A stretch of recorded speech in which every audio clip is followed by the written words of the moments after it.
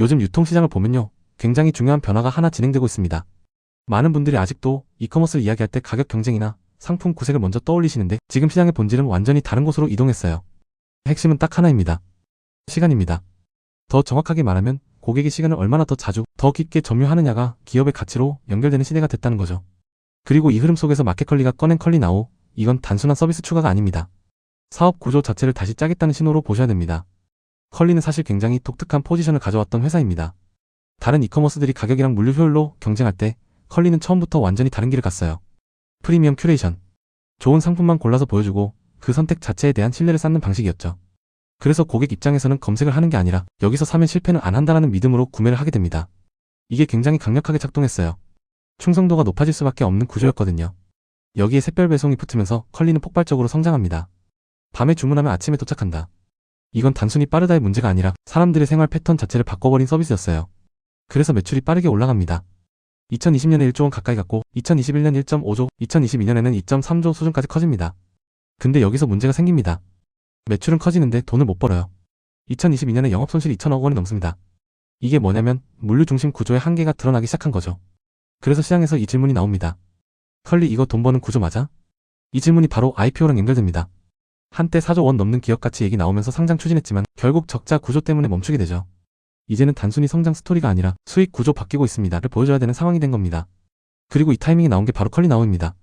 이건 진짜 중요한 변화예요. 기존 샛별 배송은 계획형 소비입니다. 일주일에 한두 번 장보는 개념이죠. 근데 컬리나우는 완전히 다릅니다. 지금 필요하면 지금 주문하고 한두 시간 안에 받는다. 이건 계획이 아니라 순간을 잡는 서비스입니다. 이게 왜 중요하냐?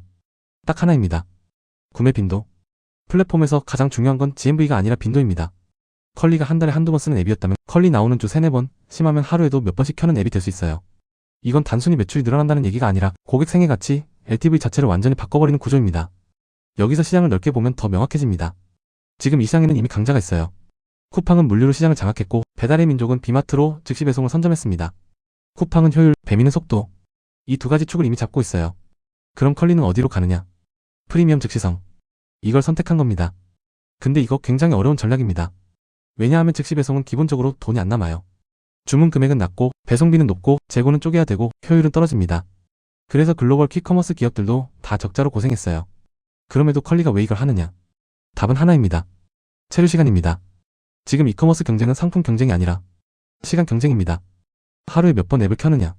얼마나 오래 머무느냐? 이게 매출을 결정합니다. 컬리 나오는 이 시간을 늘리기 위한 도구입니다. 근데 리스크도 분명합니다. 첫 번째 유닛 이코노믹스. 빈도 늘어도 물류 효율 안 나오면 적자 더 커집니다. 그래서 컬리는 세 가지를 동시에 해야 됩니다. 빈도 늘리고 객 단가 유지하고 물류 효율 올리고 이 세 개가 동시에 맞아야 됩니다. 두 번째 브랜드입니다. 컬리는 지금까지 믿고 사는 프리미엄이었어요. 근데 즉시 배송으로 SKU 늘어나고 상품이 확장되면 이 이미지가 깨질 수도 있습니다. 반대로 즉시 배송에서도 프리미엄 유지하면 이건 엄청난 차별화가 됩니다. 물류도 완전히 바뀌어야 됩니다. 기존 대형 센터로는 안 됩니다. 도심 근처에 작은 물류 거점, MFC 구조가 필요합니다. 이건 단순히 창고 문제가 아니라 데이터 싸움입니다. 수요 예측, 재고 배치, 배송 동선까지 다 최적화해야 됩니다. 결국 컬리는 유통회사에서 데이터 기반 물류 회사로 바뀌어야 됩니다. 상장 관점에서 보면 더 명확해집니다. 컬리는 이제 그냥 식품 이커머스로는 높은 평가 못 받습니다. 온디맨드 라이프스타일 플랫폼.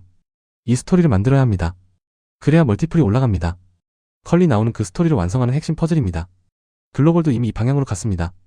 인스타카트, 도어대시, 그리고 중국의 메이투안. 다 즉시 배송 기반으로 플랫폼 확장했어요. 특히 메이투안은 배달에서 시작해서 장보기, 여행, 서비스까지 다 먹었습니다. 컬리도 결국 이 길을 가려는 겁니다. 앞으로 시나리오는 세 가지입니다. 첫 번째, 빈도 폭발, 물류 효율 개선, 흑자 전환, IPO 성공. 두 번째, 매출은 늘지만 수익성 안 나온 밸류 제한. 세 번째, 비용 부담 전략 축소. 결국 답은 하나입니다. 고객이 이걸 습관으로 쓰느냐, 생각날 때 쓰는 앱이 아니라 아무 생각 없이 켜는 앱이 되느냐. 여기서 승부가 갈립니다. 지금 컬리는 단순히 서비스 하나를 낸 게 아닙니다. 회사 미래를 건 실험을 시작한 겁니다. 그리고 이 실험이 성공하면 이건 컬리만의 이야기가 아니라 한국 유통시장 구조 자체를 바꾸는 출발점이 될 가능성이 있습니다. 구독, 좋아요 부탁해요.